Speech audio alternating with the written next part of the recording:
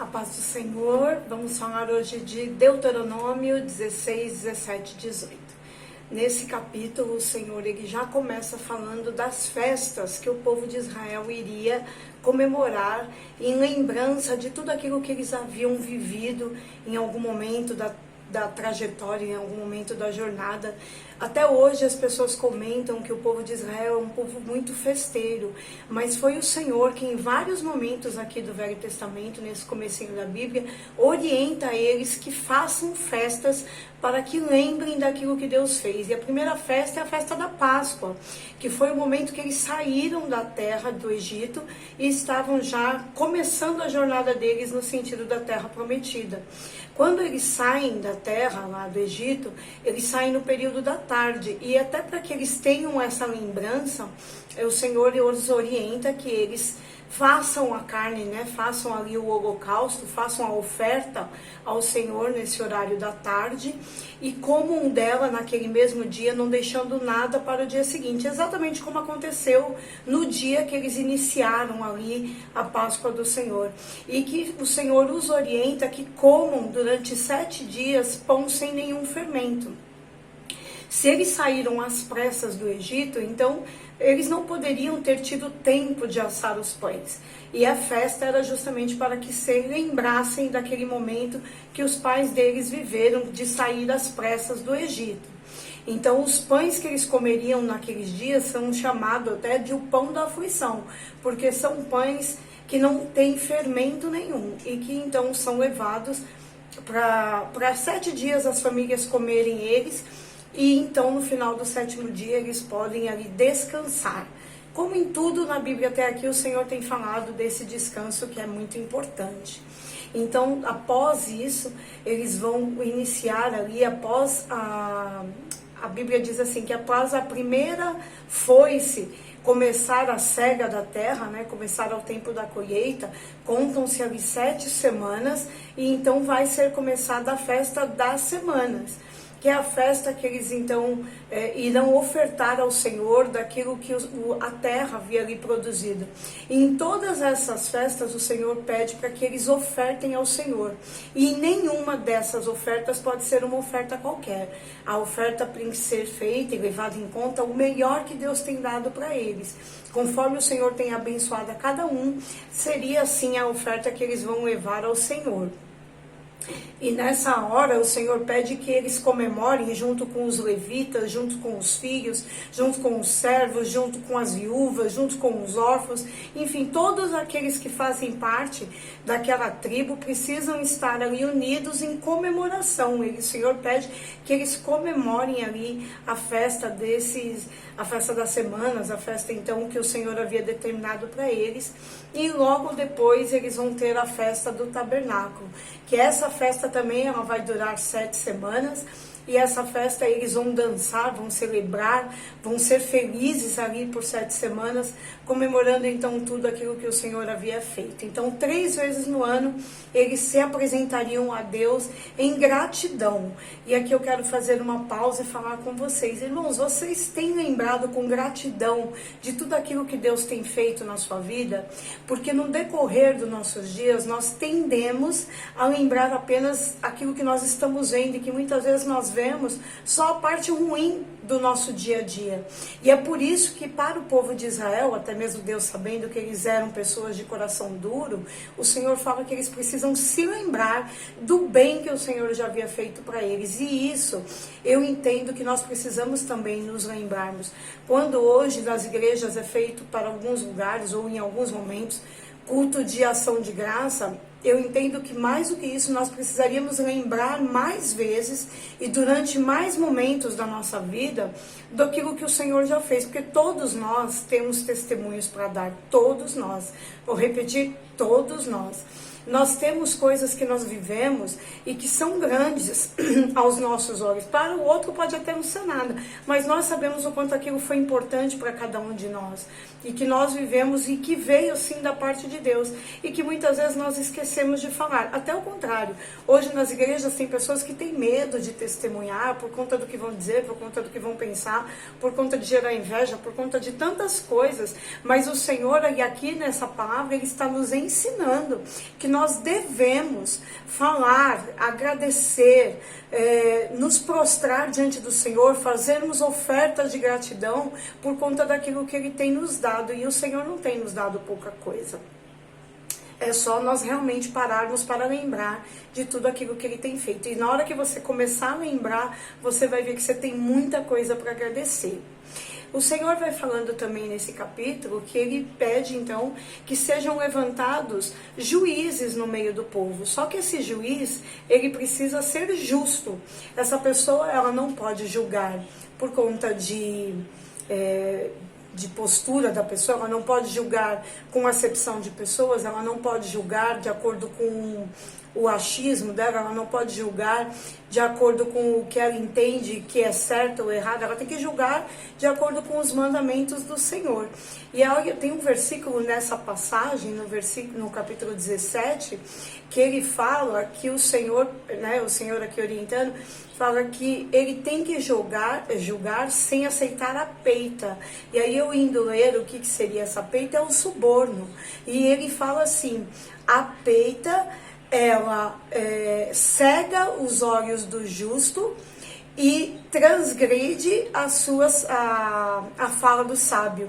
Olha o quanto esse versículo é real até nos dias de hoje, que aquele que aceita suborno, ele favorece a um e negligencia o outro. Então, por isso que nós precisamos tomar cuidado com aquilo que nós recebemos, para que então nós possamos favorecer um ou outro. E não, o Senhor fala, seja justo, e sendo justo, nós viveremos assim numa comunidade muito mais agradável, tranquila, natural, e que as coisas vão fluir, porque as pessoas vão saber que sim, sim, não, não. Então, que não há ali meio termos, né? Então, o Senhor já orienta aqui o povo de Israel para que seja e andem dessa forma. O Senhor, ele vai falando que eles estão entrando numa terra onde as pessoas que moram nessa terra, e até por isso no capítulo anterior ele fala que devemos expulsar, que eles deveriam expulsar dessa terra todos aqueles que não são do Senhor. Ele fala que nessas terras tem adivinhadores, tem feiticeiros, mas eles não podem se misturar com essas pessoas, ao contrário, eles não podem desejar ouvir aqueles que estão servindo a outros deuses. E como foi falado no capítulo anterior, que quando chegaria diante de alguém de Israel, alguém falando em nome de outros deuses, essa pessoa deveria ser apedrejada por aquele que ouviu. Nesse capítulo o Senhor fala para que sim aconteça esse apedrejamento, mas que venha através de testemunhas. Então não basta um dizer que aquela pessoa cometeu esse tipo de abominação aos olhos do Senhor, mas que teria que ter pelo menos de 2 a 3 testemunhas. E isso me faz mais uma vez lembrar o quanto o Senhor é justo, que Ele não gostaria de que no meio do povo, que era o povo dele, houvesse algum tipo de fala que não fosse verdadeira. Então por isso o Senhor chama ali que tenha 2 ou 3 testemunhas, e Ele mantém o que é falado no capítulo anterior, que se for percebido que a pessoa realmente falou em nome de outros deuses, essa pessoa deveria ser apedrejada, e a primeira pedra por aquele quem ouviu, ou seja, pelas testemunhas aqui. E também é falado a respeito do julgamento em relação a outros, né? Então, se foi percebido que outras pessoas estão adorando outros deuses, aqui o Senhor ainda fala que essas pessoas estejam adorando ao sol, à lua, animais, porque nessa época, e esse povo que morava nessa terra, eles estavam querendo ainda adorar os deuses que lá no Egito essas pessoas adoravam, eles estavam ainda com aquela mentalidade. Então o Senhor fala que eles não podem se sujeitar a esses deuses, e que se isso acontecer, essas pessoas realmente não podem permanecer ali no meio de Israel, eles têm que sair do meio do povo. O Senhor também fala aqui nessa palavra que ainda que o povo de Israel deseje para si um rei, porque os povos daquela região, daquela época tinham reis, eles deveriam escolher para si um rei que seria escolhido por Deus.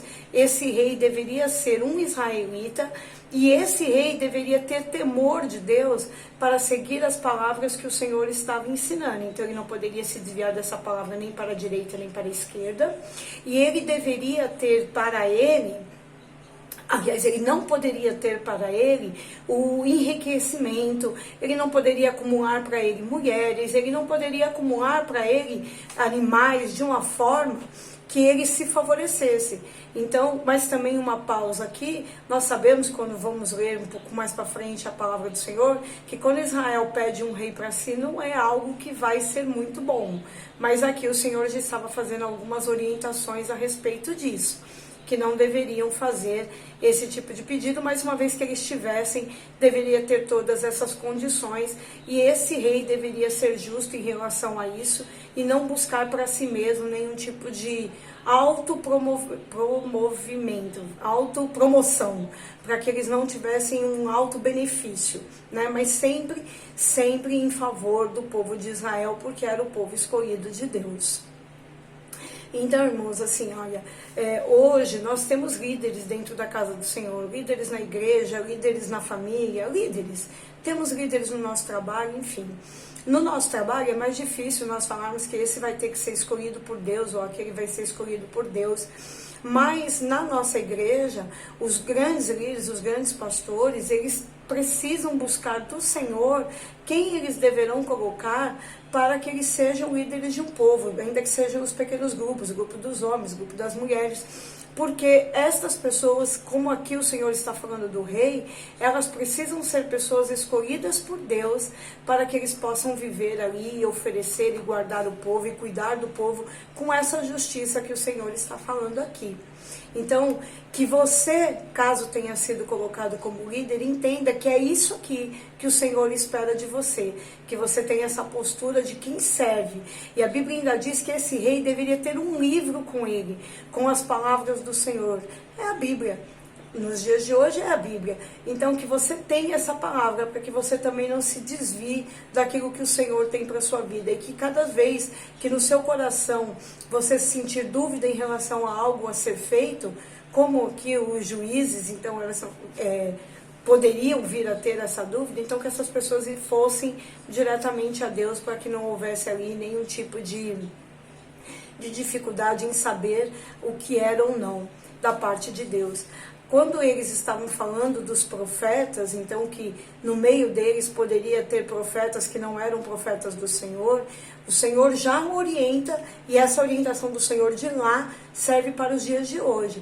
Que se a palavra que fosse liberada da parte deste profeta, ela não se cumprisse, esse povo não precisaria nem temer a esse profeta, porque a palavra do Senhor, quando ela sai da boca do profeta, ela é verdadeira, é direta e ela se cumpre.